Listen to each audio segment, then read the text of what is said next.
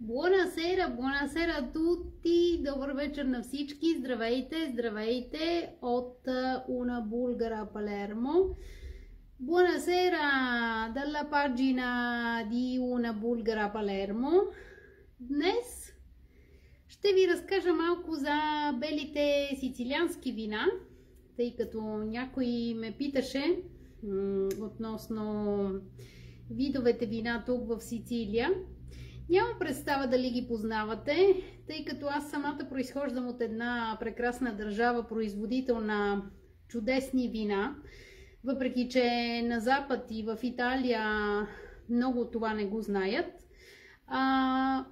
Днес, понеже това е моята втора родина, регион Сицилия, реших да ви разкажа малко относно сортовете бели, сортовете, т.е. гроздовите, сортовете на грозде в Сицилия, от които се произвеждат белите вина. Тъй като аз съм любител на бялото вино, ще ми простят онези, които са любители на червеното. Може би след около 2-3 седмици, когато имам възможност да се информирам повече относно червените вина, ще ви разкажа и за тях. Махам си очилата, тъй като наблизо не виждам, но надалеч да. И сега накратко ще ви разкажа. Questa sera una brevissima diretta, naturalmente gli italiani e i siciliani sicuramente conoscono benissimo i vini bianchi siciliani, le cultivar, i tipi di vini bianchi. E per i bulgari naturalmente questi tipi di vini bianchi saranno interessanti da scoprire. Io infatti adesso vi farò vedere un bianco frizzante che ho qui, eccolo qui, vedete le bollicine. В Италия и в Сицилия по това време, можем да кажем вече на вечерта, тъй като при нас в Италия е 7 без 10, е време за аперитив. Някои към 6:30-7 часа сядат за така нареченият аперичена. Аперичена, което е апери е чена. Двете думи, които са аперитив и вечеря. Като ако ви се случи да дойдете и в Сицилия, имаме чудесни заведения за аперичена, които са много по-добри, отколкото една вечеря в ресторант. На здраве ви казвам с моите балончета, както аз ги наричам, боличине. И накратко ще ви разкажа за белите вина в Сицилия. Ако вие не сте били тук и не ги познавате, при следващото ви посещение тук на острова ви съветвам да ги опитате.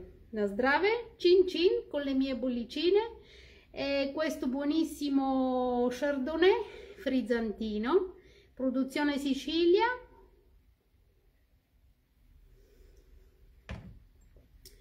Та значи, преди няколко години завърших един курс, така нареченият на италиански, който учи италиански агротехникум, което е практически агротехник или селскостопански техник. На здраве Бянка, който е почти еквивалент на агроном, само че според италианските закони тук, всъщност за да станеш агроном след това, трябва да изкараш още един изпит, който аз след това, поради различни други причини, работа, преводи и така нататък симултантни, не направих.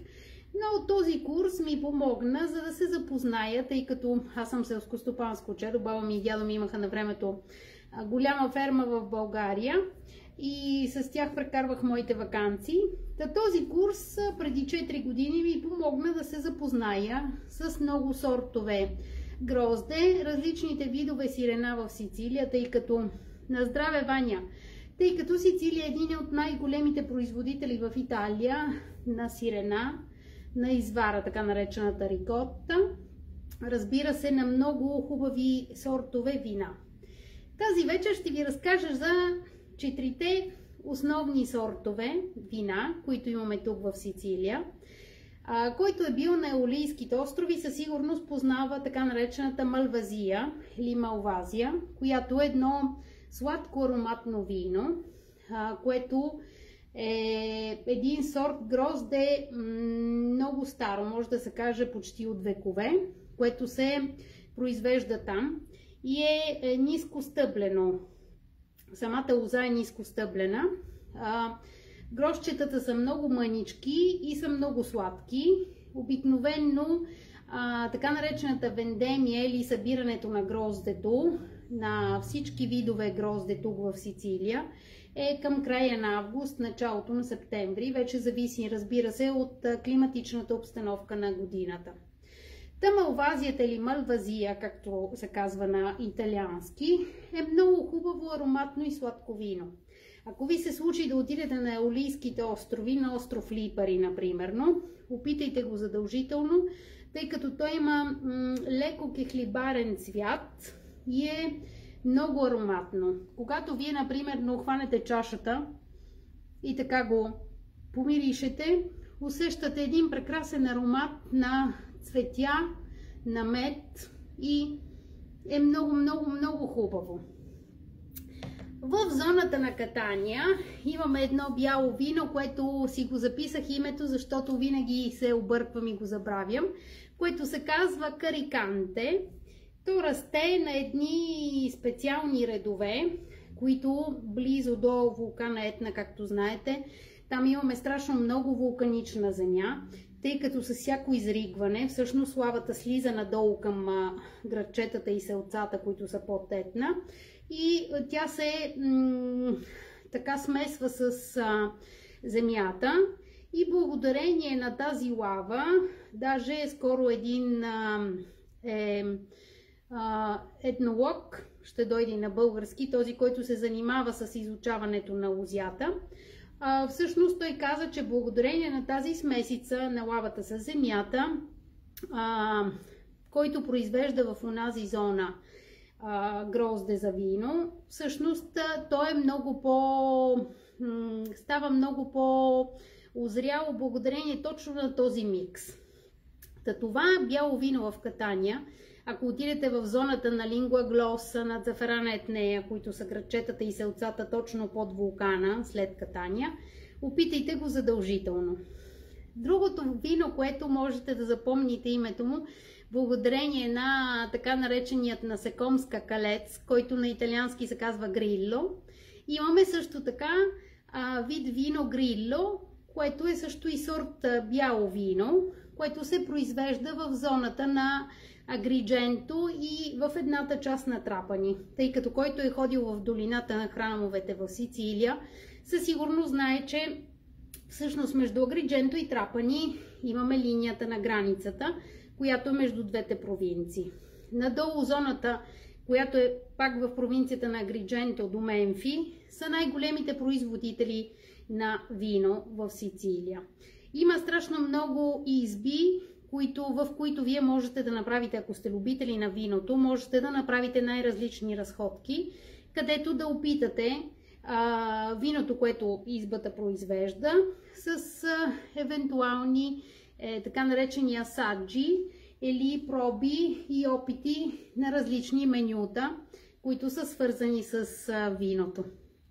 И последното, което е в Сицилия сорт вино, бяло, е така наречената инсолия или инсолия, която е също много така хубава. От нея може да се произвежда и пенливо вино, което е много хубаво и студено през лятото за аперитив.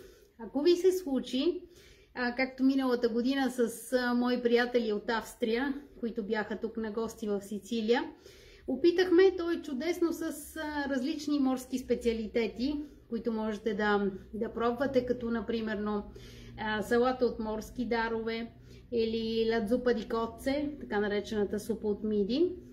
И защо ли не за, например, един аперичена, който е направен с малките солени, на здраве Диана, с малките солени специалитети, които имаме тук, например, ло свинчонело, ла пицета, le arancine piccole и така нататък.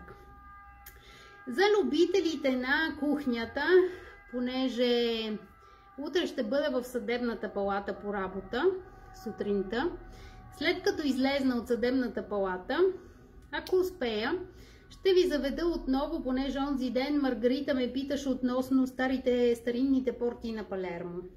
Старинните порти на Палермо, за съжаление, са останали само 3, които са официално видими като такива. А иначе имаме зачатки и заченки, не зачатки, заченки в някои части на града, където можете да видите останки от портата с някоя друга колона. Та утре, като излезна от съдебната палата, ще ви заведа при една от все още добре видимите порти и след нея ще влезнем в така нареченият традиционен пазар, който е прекрасен с много неща за хапване, с рибарски магазини, магазини за меса, плодове и зеленчуци, подправки и ако утре имате възможност, гледайте директното включване на Una Bulgara Palermo от пазарът Capo. Il Capo, единият от старинните пазари на Палермо. Se domani volete farvi una passeggiata virtuale con me, Una Bulgara Palermo, appena esco dal tribunale, che domani di mattina sono lì per lavoro, appena esco vi farò vedere la Porta Carini e il Mercato del Capo, che è uno dei mercati antichi della città. Quindi чин-чин, на здраве на всички, хубава вечер от мен и до утре. А престо!